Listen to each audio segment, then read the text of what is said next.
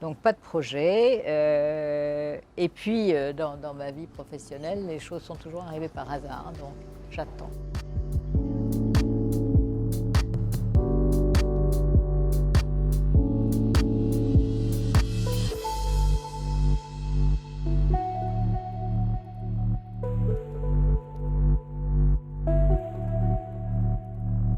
Bonjour, dans le cadre de la Géwell Week, nous accueillons sur le toit de l'Institut national de gémologie Laurence Mouifarine, journaliste, co-auteur de l'ouvrage La cloche joaillier et de l'exposition qui s'est déroulée avec succès au sein de l'école des arts joailliers soutenue par Van Cleef & Arpels.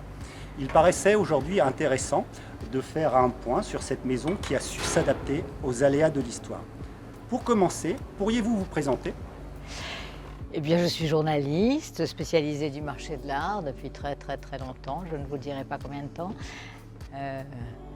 Voilà, j'ai découvert le bijou art déco par les hasards de la vie. Si je vous raconte ma vie, mon œuvre, il se trouve que je suis mariée au petit-fils par alliance de Raymond Templier, qui était un merveilleux créateur de la période art déco. Un jour, la petite fille de Raymond Templier, enfin la réelle petite fille par alliance de Raymond Templier était iconographe, avait passé 10 ans de sa vie dans les archives de quartier et me dit: est-ce que tu veux pas qu'on fasse un livre sur Raymond Templier? Et j'avoue que sur le moment, je ne voyais pas le marché ni les possibilités d'intéresser qui que ce soit. Et puis un jour, je suis allée au musée de Victoria and Albert à Londres voir une exposition sur l'art déco. Et pour illustrer le bijou art déco, ils avaient montré 3 bijoux et il y en avait 2 de Raymond Templier. Donc je suis rentrée de Londres, j'ai appelé Véronique Ristel-Hubert, je lui ai dit: on y va. On a fait ce livre sur Raymond Templier, qui est un merveilleux artiste. Et qui est devenu une référence. Qui est devenu une référence. La cote s'est multipliée par 10 depuis la parution du livre. Qui était une référence à l'époque, dans les années 20. Et surtout, je me suis prise de passion pour l'art déco. C'est une période absolument fabuleuse. C'est une parenthèse brillantissime dans laquelle la France était la capitale du monde. Elle durait très peu de temps, entre un conflit sanglant et une crise économique qu'on connaît. Et puis surtout, c'est une période où tous les arts se croisent. Georges Fouquet, qui était un des grands représentants de la joaillerie de l'époque, fait appel à des artistes, à des graphistes, à des peintres, à des sculpteurs pour dessiner des bijoux. Marcel Lébier, qui est cinéaste, qui commence à faire connaître le cinéma, qui fait appel à Mallet Stevens, à Templier pour faire des bijoux. Bon, c'est une période absolument fabuleuse et je me suis passionnée, grâce à quoi le musée des arts décoratifs à Paris m'a demandé en 2009 de faire une exposition sur les bijoux art déco modernistes que j'ai fait avec Evelyne Possémé. J'ai adoré. Elle a aussi un ouvrage de référence également. C'est sa grande spécialité, elle s'occupe à la fois des bijoux et des arts décoratifs.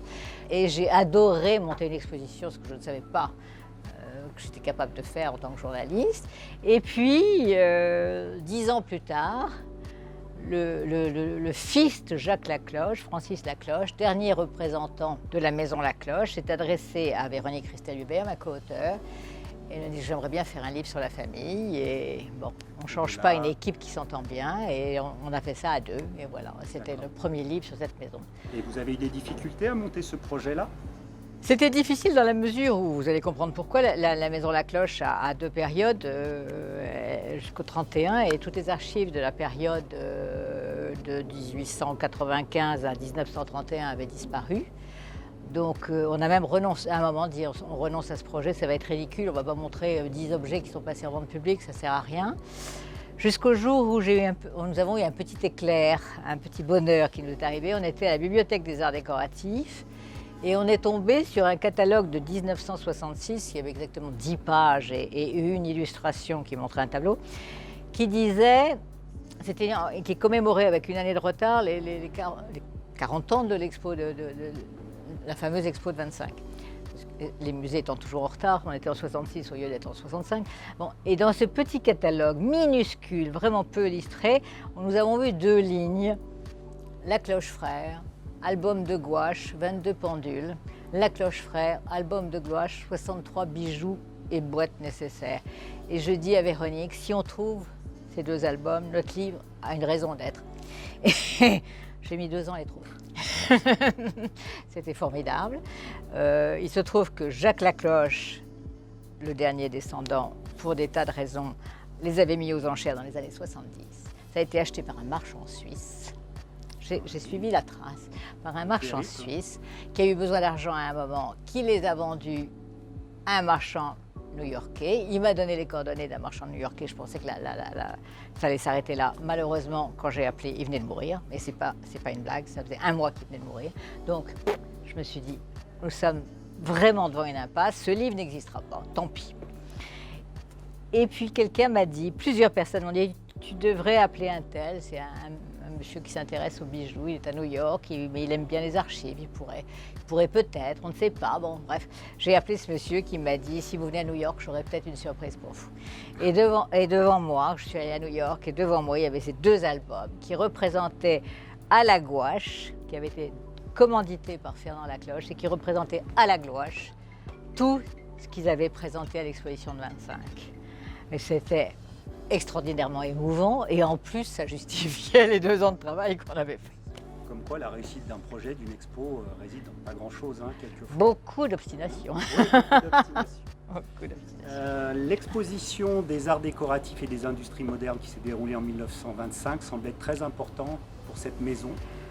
Elle était très importante d'abord parce qu'elle a été internationalement réputée. Je veux dire, on a oublié à quel point la France, à quel point Paris était important à l'époque. Cette exposition a duré 6 mois, a occupé de l'esplanade des Invalides, aux Champs-Élysées, enfin au bas des Champs-Élysées. C'était glorieux. Ça a eu des milliers, des millions de visiteurs. C'était une exposition universelle. Oui, c'était une exposition universelle. Mais ça s'appelait les arts décoratifs parce qu'on voulait absolument mettre en avant les arts décoratifs et les arts industriels.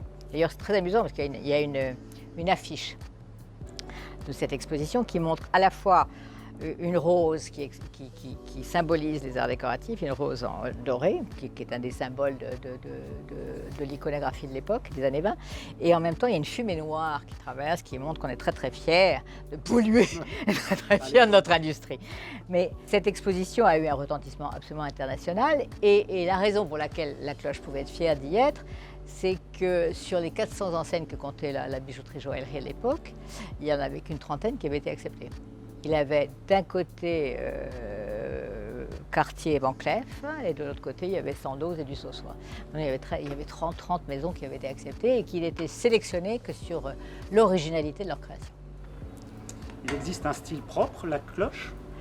Non, il faut que je sois très très honnête, il n'y a pas de style Lacloche. Il y a 2 choses qui caractérisent leurs bijoux. C'est une qualité de fabrication exceptionnelle et une certaine poésie, fantaisie. Mais il n'y a pas de style Lacloche pour la bonne raison, c'est qu'ils ont suivi l'air du temps.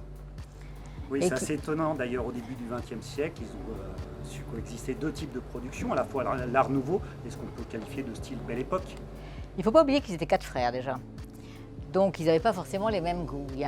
On connaît un pendentif, je crois que c'est une hirondelle, ou à moins que ce soit un papillon, peu importe, qui est Léopold Lacloche, qui est de 1904, qui est typiquement Art Nouveau. Et d'un autre côté, Fernand Lacloche, lui, il commence à se tourner vers l'Art déco. Ça, c'est une première chose. Ensuite, la raison pour laquelle leur style est tellement différent selon les années, c'est qu'ils faisaient comme leurs confrères. Il faut pas se leurrer. Ils faisaient appel aux ateliers extérieurs. Et les ateliers venaient proposer des modèles. Donc, ils choisissaient, dans ce qu'on leur proposait, ce qui leur paraissait être dans l'air du temps, ce qui leur paraissait être le plus représentatif de la maison. Et en plus, il ne faut pas non plus oublier qu'ils avaient des succursales dans l'Europe entière. Ils étaient à Paris, ils étaient à Londres, ils étaient à Madrid. Donc on ne fournit pas aux aristocrates madrilènes la même chose qu'on fournissait aux Britanniques. On s'adapte à chacun des marchés. Plus le fait qu'ils avaient des succursales à Nice, Aix-les-Bains, Saint-Sébastien, et j'en passe, il y en a plusieurs.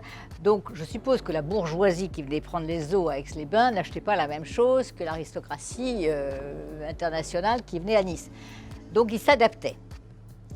Et ils ne se cachaient pas du fait qu'ils faisaient appel à des ateliers extérieurs, à tel point qu'en 1925, ce que personne ne sait et qu'on s'empresse d'oublier, en 1925, le règlement obligeait les joailliers qui exposaient dans le Grand Palais à signaler le nom de leurs artisans.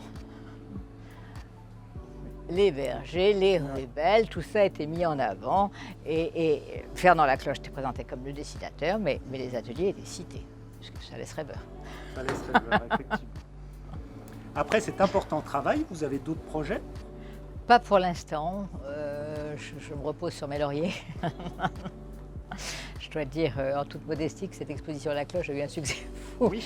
Pour plein de raisons. D'abord, la communication de Van Cleef & Arpels a fait que le bouche à oreille a fonctionné. Et en plus, le fait que le public ait découvert une maison magnifique qu'il ne connaissait pas. Méconnue du grand public. Absolument méconnue du grand Même si les public. professionnels connaissaient beaucoup déjà cette maison. Ils ont fait et puis une les découverte. succès en vente le prouvaient déjà.